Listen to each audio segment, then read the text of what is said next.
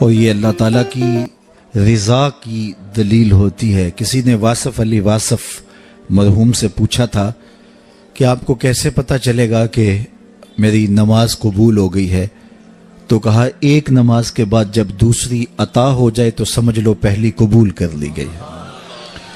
تو یہ سعادت مند لوگ ہیں جو 5 گانا نماز شعار زندگی رکھتے ہیں اور ان کی نماز قضا نہیں ہونے پاتی۔ خوش نصیب لوگوں کا یہ مقسوم ہے، اور بد نصیب لوگوں کو یہ سزا کے طور پہ اللہ کے حضور حاضر ہونے سے محروم کر دیا جاتا ہے، اور وہ سمجھتے ہیں ہم نہیں پڑھتے۔ میں کہتا ہوں تم کون ہو نہ پڑھنے والے؟ وہ تمہیں اپنے در پہ بلاتا ہی نہیں، توفیق ہی نہیں نصیب ہوتی۔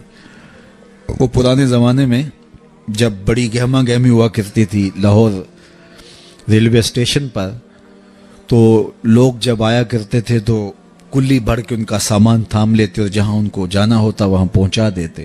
تو ایک صاحب اترے تو ایک بوڑھے کلی نے سامان پکڑ لیا، تو جب اسٹیشن سے باہر آئے تو سامنے نوری مسجد پڑتی ہے، تو اس کے قریب پہنچ کر اس نے کہا کہ میکلوڈ روڈ پہ جانا تھا، تو کہا میری نماز اثر ابھی رہتی ہے تو تم سامان کے پاس رکو میں نماز پڑھ لوں۔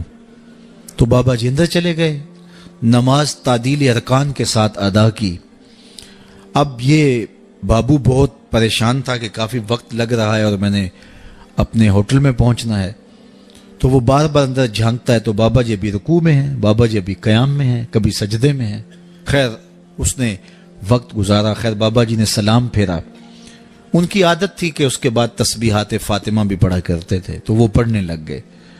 تو اس کا پیمانہ صبر لبریز ہو گیا، تو یہ آگے بڑھا اور جہاں جوتے اتارے جاتے ہیں وہاں کھڑا ہو کے مسجد کے اندر جھانک کر کے کہتا ہے بابا آ بھی جا، تینوں کیڑی شے باہر نہیں آن دیندی؟ تو بابے نے پلٹ کے دیکھا اور ہنس کے کہا پتر جڑی شے تینوں اندر نہیں آن دیندی۔ تو یہ اس کی توفیق کے بغیر ممکن نہیں ہوتا۔ میں نے دیکھا بوڑھے شخص، بوڑھے اشخاص، ان سے بیٹھا بھی نہیں جا رہا ہوتا، تو وہ بڑی مشکل سے لاٹھی ٹیکتے ٹیکتے مسجد کا رخ کرتے ہیں اور سخت سردی میں ٹھٹرتے ٹھٹرتے مسجد میں آ رہے ہوتے ہیں، ٹھنڈے پانی سے وضو کر رہے ہوتے ہیں، اور دوسری جانب ہٹا کٹا نوجوان ہوتا ہے اور مسجد کے سامنے سے سینہ تان کے گزر جاتا ہے۔ اندر سے اللہ کی پکار کی آواز آ رہی ہوتی ہے، اس کے نمائندے کی پکار کی آواز آ رہی ہوتی ہے۔ تو یہ توفیق ہوتی ہے، اللہ سے توفیق مانگو، وہ کبھی سجدے سے محروم نہ کرے، وہ اپنے حضور جھکنے سے محروم نہ کرے۔ قیامت کے دن اللہ تعالیٰ لوگوں کو کہے گا کہ میرے حضور سجدہ ریز ہو جاؤ۔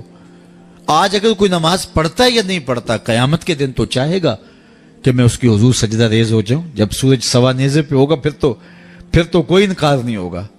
بے نمازی سجدہ کرنا چاہیں گے بھی کمر اکڑ جائے گی، نہیں کر پائیں گے۔